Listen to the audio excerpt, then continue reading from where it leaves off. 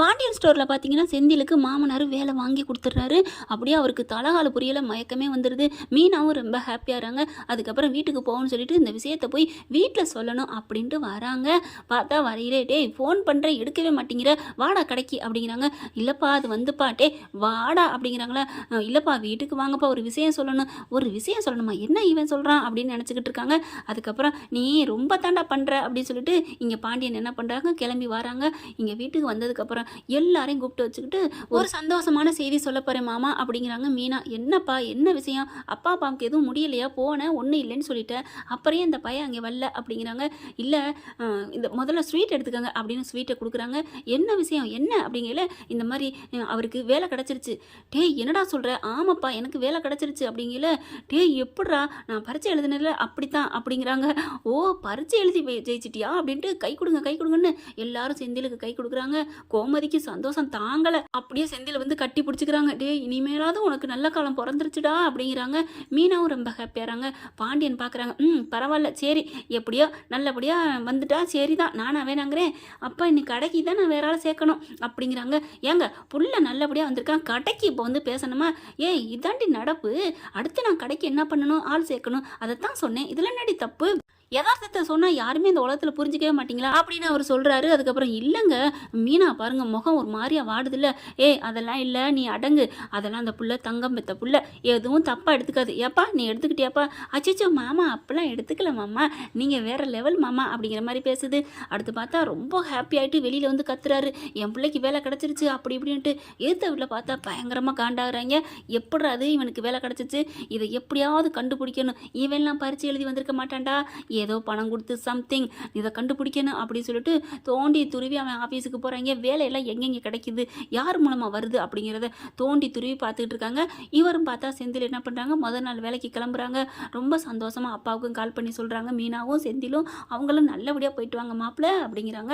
இங்கே பாண்டியன் பார்க்குறாரு, எப்படியோடா நல்லபடியாக அந்த பிள்ளையை கல்யாணம் பண்ணி நீ உருப்பட்ட, இந்நேரம் வேற ஆள் கல்யாணம் வந்தால் என்ன இருக்கும், அப்பாவும் கூட செந்தில தாங்க திட்டுறாரு. மீனா பார்க்குறாங்க, மாமா அதெல்லாம் அவர் நல்லபடியாக வருவார் மாமா அப்படிங்கிறாங்க. பாடுறா பாத்தியா, உனக்காக உன்னை சொன்னோன்னா உன் பொண்டாட்டி வக்காலத்துக்கார பாத்தியா அப்படிங்கிறாங்க.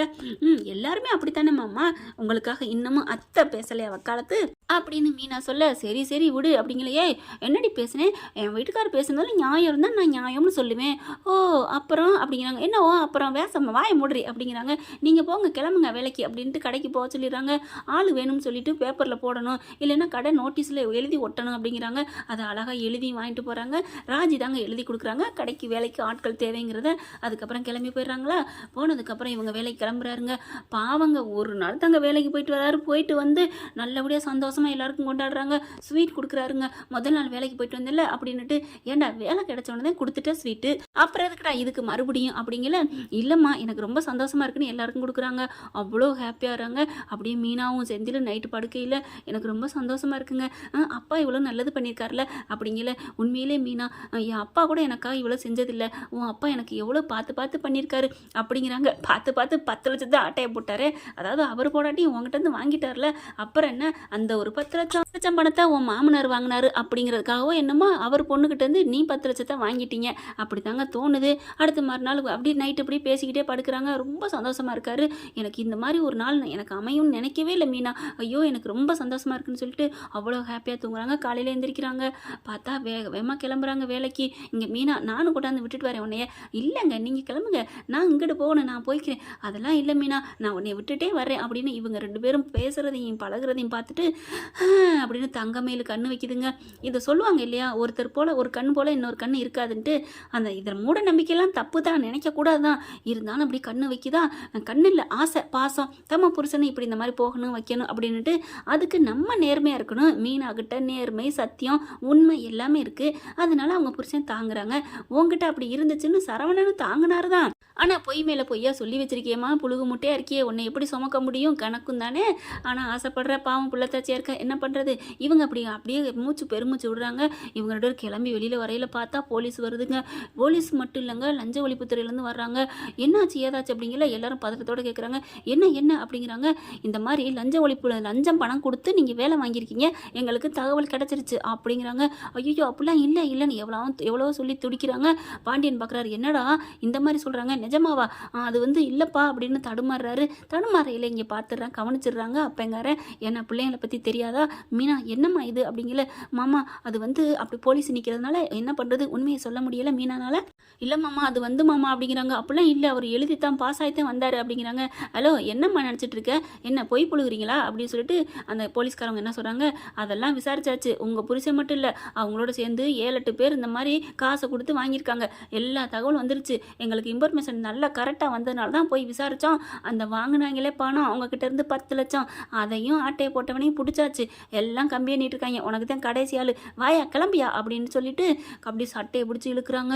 அப்படியே செந்தில் இல்லை இல்லைன்னு சொல்கிறாங்க. ஆனாலும் ஒன்றும் பண்ண முடியல, ஜீப்பில் ஏற்றிட்டு போகிறாங்க. இதை பார்த்து எதிர்த்த குடும்பம் ரொம்பவே சிரிக்குதுங்க.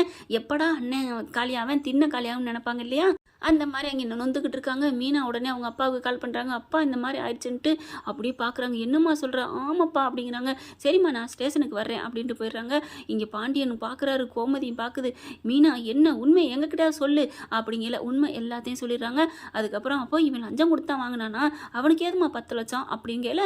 நீங்கள் கார் வாங்க சொல்லி வாங்கிட்டு அந்த பணத்தை பேங்கில் போட சொன்னீங்கல்ல, அந்த பணத்தை தான் மாமா அவர் கொண்டே கொடுத்துட்டாரு. அப்போ நீ எனக்கு எடுத்தாந்து கொடுத்தியம்மா, அந்த பணம் நான் லோன் போட்டு வாங்கின பணம்மா மாமா அப்படிங்கிறாங்க. லோன் போட்டியா? என்னம்மா சொல்கிற? ஆமாம் மாமா அப்படிங்கிறாங்க. ஐயோ இவங்கெல்லாம் திருந்தவே மாட்டாங்களா? எப்பேற்பட்ட பொண்ணு கிடச்சிருக்கு பொண்டாட்டியா?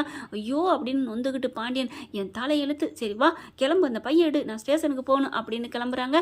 என்ன ஃப்ரெண்ட் இப்படி போனால் நல்லா இருக்கா? பாவங்க இந்த செந்திலையும் மீனாவையும் சந்தோஷமாக வாழவே விடலைங்க.